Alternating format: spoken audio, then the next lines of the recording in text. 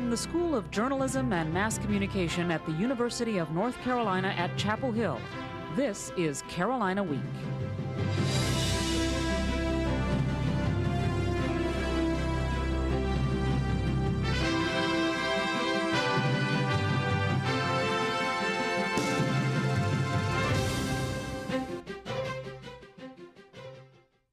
Good evening. Thanks for joining us for the November 3rd edition of Carolina Week. I'm Amanda Eiler. And I'm Amanda Yarusi. Students are back in class, but many are still recovering from a weekend of Halloween partying. A record 78,000 people packed Franklin Street Friday night, up from last year's 69,000. Costumes range from the latest extraterrestrials to the European flair, with an appearance by Zorro and the Pamplona Bull Runners. Others chose to dress as students and take in the sights and sounds of this year's Halloween. The News and Observer reports 44 citations issued during the night, ranging from underage possession of alcohol to people carrying fake IDs. More than 24 people were treated for alcohol-related problems. Police started clearing Franklin about 2 o'clock and the street was open to traffic 2 hours later. It's the beginning of basketball season, and what better way to start the season than with a 7 a.m. ticket distribution? The first distribution for men's basketball wasn't the only thing on many students' minds. In addition to Saturday being the day after Halloween, sophomores also had to register for spring classes. That didn't stop many students from staying up all night, some of them even arriving in costume. Carolina student Stephen Patishall believes there should have been a way to handle the conflicts. It's really not good timing. I mean, me being a sophomore, I'm going to have to register at 10 o'clock, and I just have to hope that my number comes up before then. I don't think it'll come up after. So, I mean, they should have done it either another weekend or maybe change the time so it was after registration or something. They should have done something. The Carolina Athletic Association handed out more than 6,000 bracelets for the games against Wake Forest, Miami, and Georgia Tech. The next ticket distribution will be held in 2 weeks. The controversy about the selection of a gay bishop for the New Hampshire Episcopal Church is being acknowledged as painful for the Episcopal Church here in Chapel Hill. The Episcopal Church consecrated Reverend Gene Robinson as the bishop, the first openly gay man to reach this level of authority in the Episcopal Church and in the community worldwide. The Episcopal clergy and parishioners are divided about the issue, and there have been calls by some for a division in the Episcopal Church. The rector of the Chapel of the Cross Episcopal Church in Chapel Hill says he's come to terms with the consecration. I'm trusting that the Holy Spirit is in this, and we are going ahead with the mission and ministry of the church with some confidence, knowing that it's causing pain for a number of people. The newly consecrated Bishop Robinson is a divorced father of 2 grown daughters and lives with his partner.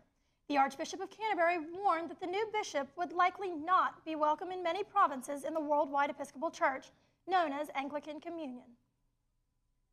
Voters in Chapel Hill and Carrboro will head to the polls Tuesday to cast their ballots for mayor, town council, and school board. Both Chapel Hill Mayor Kevin Foy and Carrboro Mayor Mike Nelson are up for re-election.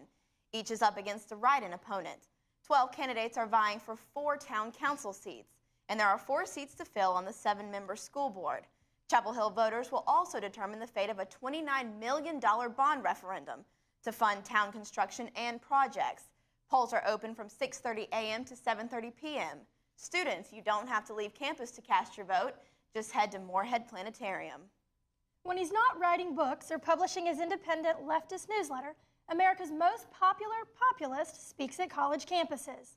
Former Texas Agricultural Commissioner Jim Hightower preached irreverently to a crowd at the UNC Law School Friday afternoon about what he thinks are the sins of today's government.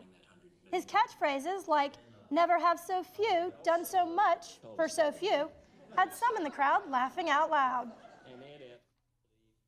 We're in another of those when in the course of human events moments that Thomas Jefferson wrote about in the Declaration. This time it's not King George III and the British trading companies, but it's King George the W and his autocratic, plutocratic, anti-democratic regime of thieves. Hightower's newest book, Thieves in High Places, was for sale after the speech. He signed books to end the event. An update to a story we told you about last week. 2 anti-war protesters have been found guilty for disrupting a Carolina basketball game last February. Former UNC student Andrew Pearson and sophomore Liz Mason-Dees rushed the court during a timeout waving anti-war banners. Now they have to complete 24 hours of community service, pay a fine, and steer clear of the Dean Dome for 2 years. Their attorney says they'll probably appeal this ruling. Are you stressed because there's too much to do in your university life? Well, you're definitely not alone. Some students say school can be a major source of stress. Yeah, there's a lot of stress in college, going to class, doing all your work, balancing all your work with activities. Classes, and it just is things to do, and it's nothing I don't want to do because I like all my classes and I like all my extracurriculars. It's just there's a lot of things to do. Dr. Glenn Martin, who conducts a series of stress management workshops for UNC Counseling and Psychological Services, says knowing the source of your stress is already a step out of it. He says the best way to avoid stress is having a balanced life. You've got a social life, and you exercise, and you eat right, and you try to do all those things that your parents told you to do. If you're already stressed, here's what Martin suggests. Define the source of your stress. Determine what you need to do. Prioritize. Plan ahead. Break big projects in small sections. And be realistic about what you can do in the time you have. Just do it, taking small breaks to do something you enjoy without feeling guilty. Martin adds that we all need to learn how to overcome self-defeating perfectionism. Well, some local artists have been relieving stress for UNC hospital patients. Artists, musicians, and puppets hosted an evening of art at Tyndall Galleries at the University Mall on Saturday. The benefit was sponsored by Door to Door Healing Arts Program at UNC hospitals. Guests enjoyed spirits and hors d'oeuvres, the paintings of artist Jan Filer, and the music of folk singer Jonathan Bird. Several items were auctioned off for the benefit, including 2 of Filer's paintings. All proceeds will benefit Door to Door program, which brings visual and performing artists to entertain patients in their hospital rooms. Chris, I'm sure several of these students at Carolina here would be willing to pay hefty sums for tickets to Carolina basketball games if they were to auction those off. I know I definitely would have, instead of having to get up at 7 a.m. after Halloween. Amanda, you're right, but at least they're not paying yet like the rest of the public are. Let's go straight to our sports trivia question for this week, which is, how much does a non-student ticket to an ACC basketball game cost at the Smith Center? $20, $27, $35, or $45? We'll have your answer, as well as your weekend in Carolina sports, when we return.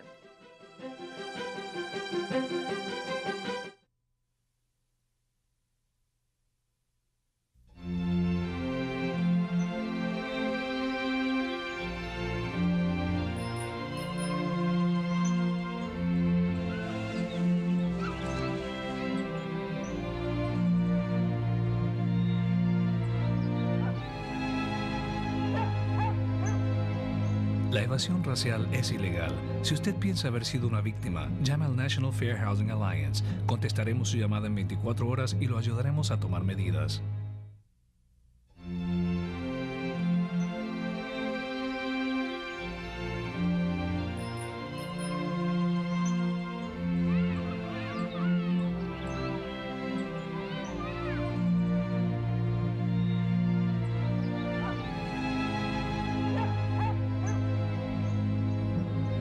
Racial steering is illegal. If you think you've been a victim, call the National Fair Housing Alliance. We'll respond within 24 hours and help you take action.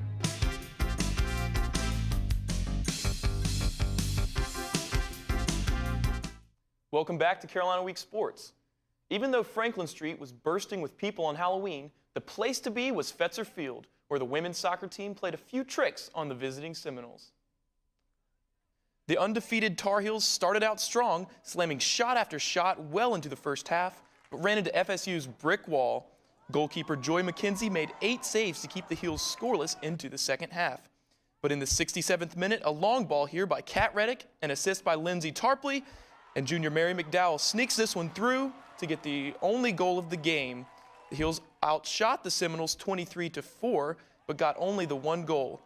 Coach Anson Dorrance says that the team needs to make the most of its chances.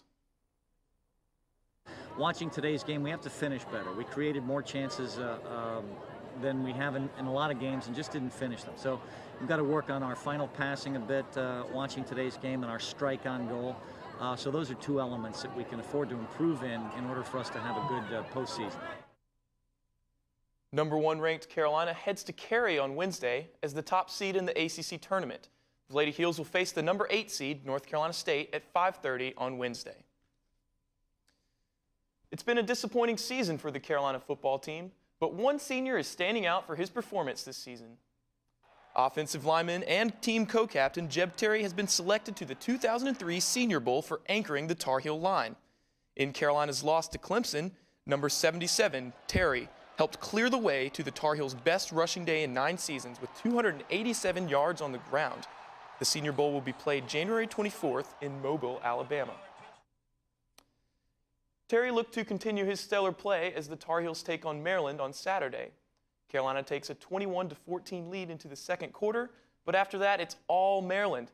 Maryland quarterback Scott McBrien goes for 6 touchdowns on the day as the Terps dismantle the Heels 59-21. And they're at it again, Carolina and Carolina. The Tar Heels intra-squad scrimmage Sunday afternoon pitted the blue versus the white. Reporter Wes Wilson has the story. Most afternoons when Carolina basketball tips off, it's obvious who fans are pulling for, the Tar Heels. But Sunday, it was a bit different. So I tried to find out just who Tar Heel fans were pulling for, blue or white.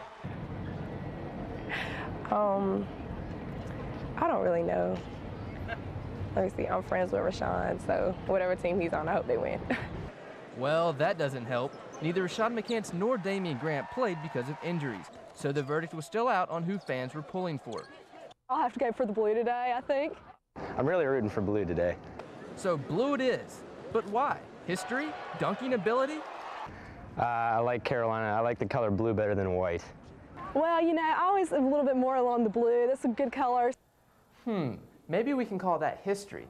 But would fan support in their uniform color put blue over the edge? No. And a floor general out of Lotta, South Carolina made sure of that. Point guard Raymond Felton scored 20 points and had 9 assists to overcome a game-high 26 points from Jawad Williams and some shady dealings involving a blue-clad Ramses. Sean May led both teams on the glass with 10 rebounds and said that with Felton, White's win was never in doubt. They're not going to stop Raymond, so, you know, they know they're going to lose already, you know, when they go on the court. So, you know, there's really nothing they can do besides, you know, just hope to make it close because White's going to win. And so, as the game ended, some Tar Heels won, but not all fans went home happy. I got some work to do, and I probably won't be able to do it. I'll just go back and kind of sit and watch some TV, be pretty depressed. In Chapel Hill, I'm Wes Wilson, Carolina Week Sports. The final score, White 77, Blue 70. The Tar Heels play their second exhibition game next Saturday against North Carolina Central. That game is slated to start 90 minutes before Saturday's football game ends. The 6th-ranked men's soccer team played its last regular season home game on Sunday. The Heels haven't lost a game at Fetzer Field since September 7th, 2002. They would have to sidestep the Clemson Tigers to keep that streak alive, but Clemson strikes first with this header by Charlie Roberts in the 37th minute. The Tar Heels try to steal it but can't find the back of the net. They're upset by the Tigers 1-0. Co-captain Sean McGinty and coach Elmar Bolovich agree there's reason for concern. I mean, it's a long season, and mentally it can be very tough, and I think we really need to get our heart back. And once we do that, I think we're unstoppable. But when we come out and we get outworked on our own field, it's, as a senior, it's kind of embarrassing. I'm more concerned, not so concerned with the outlook for the